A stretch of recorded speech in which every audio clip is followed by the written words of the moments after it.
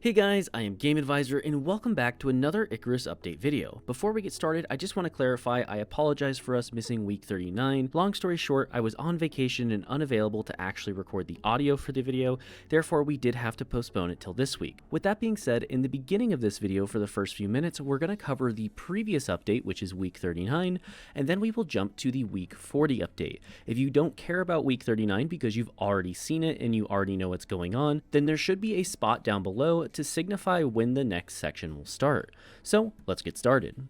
Alrighty, so the week 39 update is the update that brought us a bunch of new ranged weapon attachments.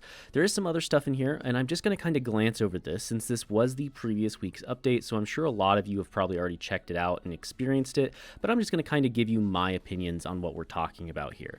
So first off is the ranged attachments. The ranged attachments are definitely useful in some cases.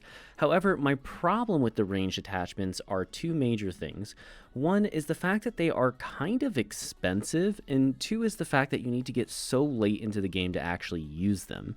Now, again, when I'm saying late game, I'm talking about the fact that you need an electronic bench, you need platinum, you need titanium, you need all these high-end resources, when in a lot of missions, even to this day, you can still just drop in, kill everything with a regular old bow, and move on with your life. For those of you who are struggling with some of the harder missions, then this will definitely help you out because there are some extremely impactful ones, some of them being more impactful than others, of course, and the only one that I personally saw that stood out to me was the one that actually highlighted animals, which was nice for hunting, but again, the fact that you have to grind so far into the actual tech tree to get it just kind of turns me off from it. I think if these were further up, people would use them more for the bow and crossbow side. I'm fine with some of the more powerful ones being at the end game towards, the end of tier 4 for weapons for people who are struggling with bosses. But if you know what you're doing, you're probably just not really going to use most of these, whether it's the advanced ones or it's just the basic ones. I will also say that most of these attachments have no visual indicators of what they're doing. So to give you an example here, right, like the hunting scope on the rifles, which is one of the ones we checked out, and I believe there's a scope for the bow, just give you some more zoom, but at the end of the day, there's no actual scope on your gun. I think it would have been so much cooler to add like a scope that actually goes on there than to put in a module that just zooms you in 30% more.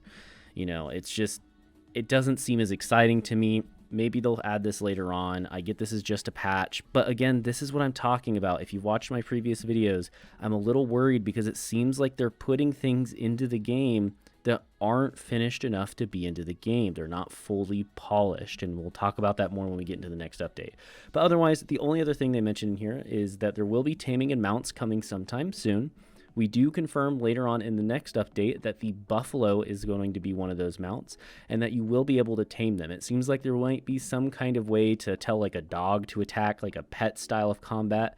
So that's pretty cool. But again, I'll talk more about that in the next part of this video. Otherwise, there's a changelog, but I'm going to leave that to you guys to check out. Not a whole lot that's super important aside from things that help them to add the actual whole range mod system to the game. Alrighty, so here we are at the week 40 update. In this update, they've added 2 new armor sets and a full rework of the armor system. And when I say full rework, I really mean they just kind of tweaked some things, but let's just go ahead and jump into it and start talking about what they actually did. So first off, they recognized that there really wasn't any proper desert armors, which is definitely a problem people have complained about. But nonetheless, they decided to separate armors into different categories. You've got more combat focused ones, such as leather, cured leather, which is one of the new ones, and I'll just say it does not look very pretty. I don't think the new armor sets actually look that great in my personal opinion. Everybody has their own. But either way, you have leather, cured leather, composite, and scorpion armor falling into the combat category. These are going to give you combat focused stats. You have survival focused ones, which are going to be your cloth, fur, Wayfarer, which is the new desert specific one,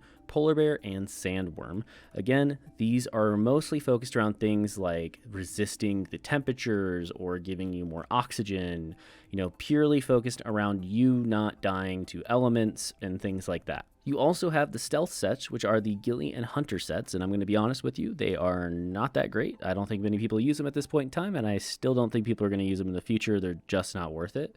You've got the workshop sets still, just as we had before, which are the Nano, ST700, and CX400.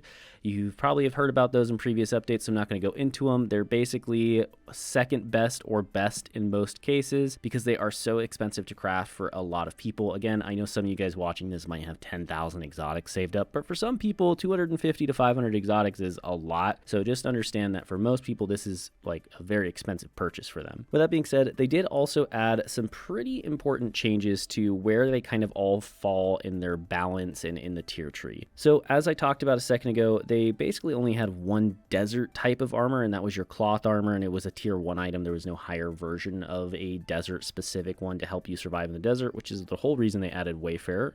Again, I'll talk about the new armor sets in just a second. They've also made it so the polar bear armor is now in a higher tier, and the regular fur armor is a little bit weaker. This is to encourage you to actually make the higher tier polar bear armor. You've also got the stealth armors, which they've also buffed just a little bit to make them a little bit more usable. And then you've got composite armor down here, where they basically just said, hey, we know they were way too expensive. Nobody was ever crafting them, so we increased their durability. Gonna be honest, I don't think that was the reason people weren't crafting them. I think it's because it takes way too long and nothing really requires it to actually get anything done.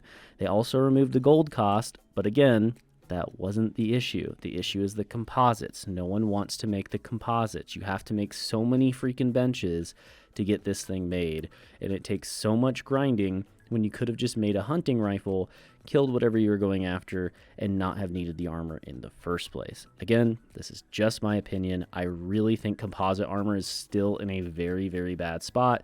Nobody's going to make it. This is not going to change that. The overall durability was not the major issue. To me, it seems like the major issue is that it's just not nearly strong enough to warrant the amount of time it takes to craft. And even if it was stronger, the enemies aren't strong enough to pose a big enough threat to warrant the time to make that armor. They could make it do 1,000% reduced damage or something like that. Obviously, that's really exaggerated, but the point is that even if they made it super powerful, the amount of time it takes to grind those materials is usually just not worth it. So hopefully in the new DLC, we're going to get some really hard bosses or something that will warrant people actually making this composite armor. Now there's also the new armor benches, which are basically just a tier 3 and tier 4 version of the textile bench. They do require power for the tier 4 one, and the tier 4 one can craft all the different armors you could possibly want, obviously excluding workshop armors. But at the end of the day, I don't really think this was necessarily needed, but hey, it adds a little more depth to the game. I just think there's a lot of blueprints that people are going to have to get if they're starting out anytime soon. So if they're expecting an influx of new players,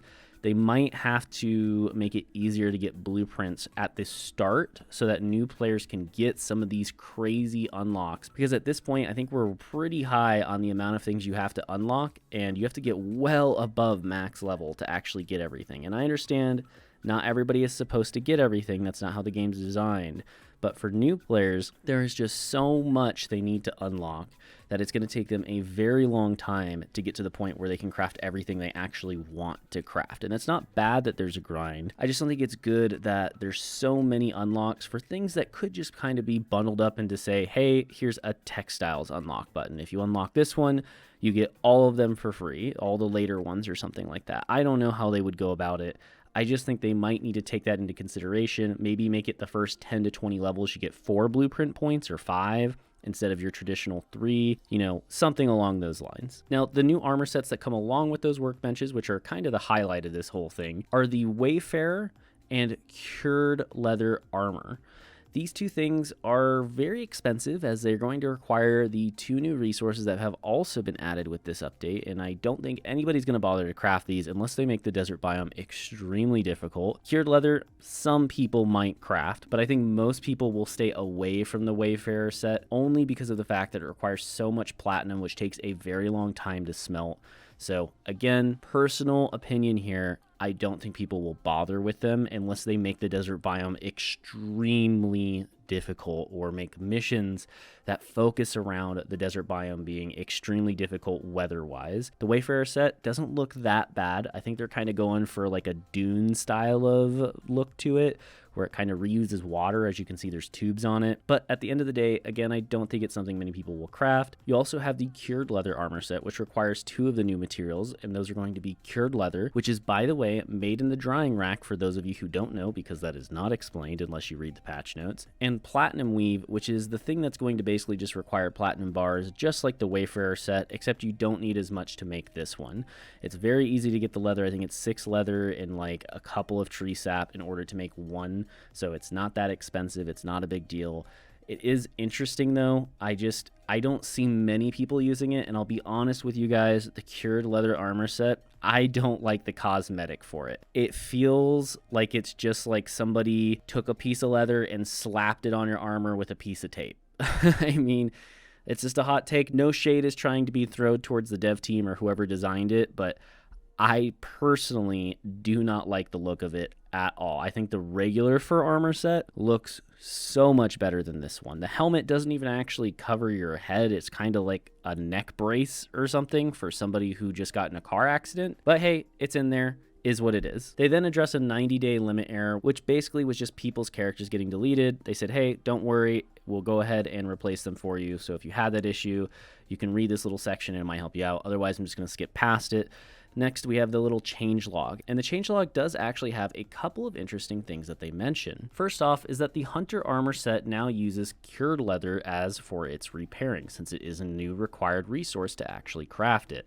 Hunter armor is cool and all, but again, I don't think many people are going to use it. We do also see that in the future content, it seems like they're getting really close to finishing this whole taming and mount system, at least with 1 or 2 animals, so we could be seeing it sometime in the next few weeks, which also makes me think we could be seeing the DLC within the next month or 2. So that is definitely something to look forward to and prep for if that's something you're personally interested in. I don't want to spoil all of the mount stuff for you guys, but I will just say it looks like it's going to be tamed mounts and not necessarily like a quad that you ride.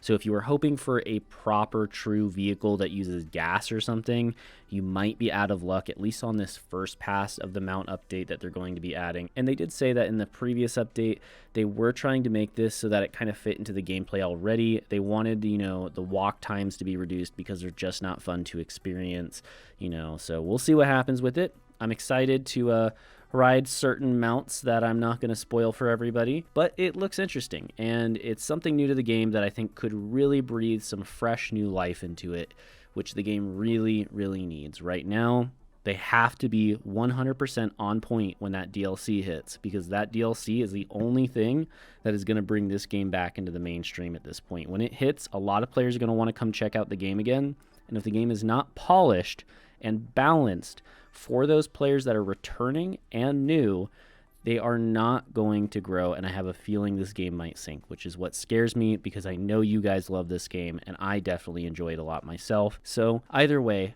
thank you guys so much for watching. I want to give a big shout out to all of our channel members. You guys are awesome. Thank you for supporting us. But specifically, I want to give a shout out to our Platinum and Above members, which include Jonathan S., Caustic FPV, and Jim Phillips. Each and every one of you have had a massive impact on our channel. Otherwise, I'm Game Advisor. Thank you once again for watching, and I'll see you next time.